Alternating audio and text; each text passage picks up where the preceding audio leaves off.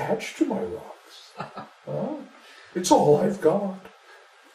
So we meet people all the time who say, oh, I'm in material life, I'm suffering, I have so many problems, I wish I could be there with you guys in Chile, but I'm attached, and I've got this and that and the other thing holding me back, and and blah, blah, blah. Just a bag of rocks. All of that is only going to give you so much suffering. Try to understand. The modes of passion and ignorance, all they give you is more ignorance and more suffering. So as soon as you engage in the mode of ignorance or mode of passion, you're just creating a future for yourself which is full of suffering. So you have to follow these rules and regulations. You have to try, at least, to become pure and perform devotional service that will help you. Just like, who was that? They were poor and they were suffering from some disease and they were on welfare and they were like all messed up. This was months ago.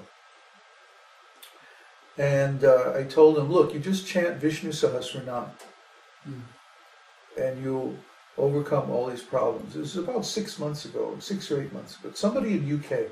Thomas Evans. Was it Thomas? I think so. Yeah. Anyway, now he's doing okay. He's like getting a job and he's like getting his life together and he's, because he didn't even chant. I think he just listened to it. Well, chant's such a huge piece of... Well, I learned how to do it, and I'm just an ordinary, regular person, so anybody can do it. Come on, you just listen to it long enough and just imitate. Monkey see, monkey do. It's easy. But people think, I can't do it. See, this bag of rocks, and it's mostly mental. Oh, I can't accept the instructions of a spiritual master. It's too hard. Well, if you think like that, yeah, it's going to be impossible for you.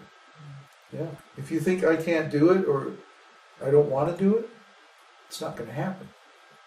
Just like Śrīla Prabhupada used to say, impossible is a word in a fool's dictionary.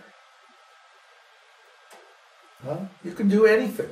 You're a spirit soul. You're immortal, indestructible. You cannot be killed by any weapon, burned by fire, withered by the wind. Can't be cut into pieces. You're individual. You're immortal. You can do anything. You naturally have all mystical powers, but those powers are blocked by your false beliefs that I can't do this, I can't do that. And the biggest false belief is, I can't give up my material sense gratification. Well, why don't you try it and see what happens? It's not going to hurt you. It doesn't hurt not to have sense gratification. What hurts is desire. Desire means that we want something, we're attached to it, but we put it away in the future. You see? We separate ourselves, actually. Oh, I want this, I want that. But I'm separated from it. Well, that's a recipe for suffering right there. Because you desire it for yourself. That means you have to take the burden of the karmic debt. Try to understand. But as soon as we desire is not a bad thing. As long as we desire for Krishna. Oh, for Krishna I can desire so many things. And I'm not in anxiety at all. Because it's for Krishna. If Krishna arranges it, then it'll happen. If Krishna doesn't want it, then it won't happen. It's not even up to me. But I want so many things for Krishna. I want everybody to chant. I want everybody to try this process of devotional service. I want everybody to gain the benefits of spiritual life. I want so many things for Krishna. But if it doesn't happen, I'm not going to be upset. I got the benefit. So I know that it's real. If you do the process according to the degree that you perform the process, you will get the result. And the first result is cessation of all material miseries. So if you follow this process even a little bit, you will immediately get relief from your material problems.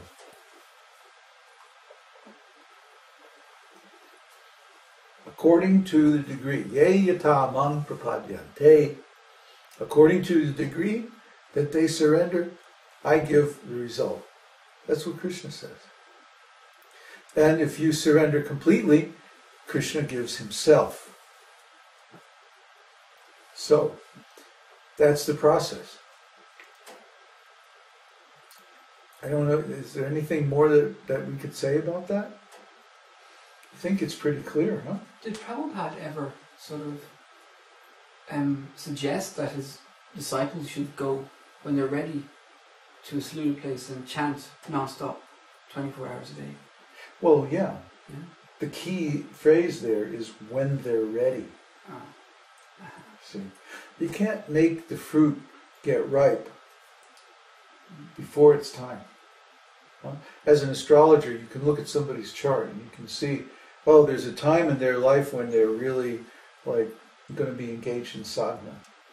You know, when there's an opportunity to really go for full enlightenment, full realization. But normally, before that can happen, there's a long period of regulative devotional service. Why? Because the mirror has to be scrubbed clean. The mirror of the mind. Right now, the mind is full of so many dirty things, so many material contaminations, due to our long association with material nature. But after many years of chanting and devotional activities, then the mirror of the mind becomes clean and can reflect the actual reality of Krishna. And we also need the scriptures. The scriptures help us calibrate, you know. Just like the test pattern on a TV. You know why they have the test pattern on the TV? Is so you can calibrate the tube. In the old days they had the tube, you know. So they had this test pattern with some geometric form. And if you're an electronic technician, you could move the magnets and adjust the voltage and stuff on the tube to make the geometric pattern come out right. And that was calibration, right? Now they have a similar thing with colors. But anyway, the test pattern is there to like calibrate the receiver so that the picture comes out accurate. Similarly, the Vedic instructions are there so that we know what we should expect to see when we come in touch with Krishna, what we should expect to experience. Are they having trouble? Yeah, got disconnected, but now it's back. Just the video? No, both. Oh, sound is back now? It's back, yeah. Okay. We're transmitting this over the internet, so occasionally we have some packet loss and stuff. So anyway, the philosophy is there to show us what we should expect. Even though we can't really understand these things just by philosophy. Our reason, our intellect is too poor. It's not powerful enough. But it gives us some idea what we should expect. And all the stories in the scriptures are true. And they're there to instruct us and show us what happens when a living entity comes in contact directly with God. So we should learn these stories so that we know what to expect when we attain that liberation or that self-realization ourselves. So what time is it? 1:15. Okay. So let's open up for questions and answers on this topic.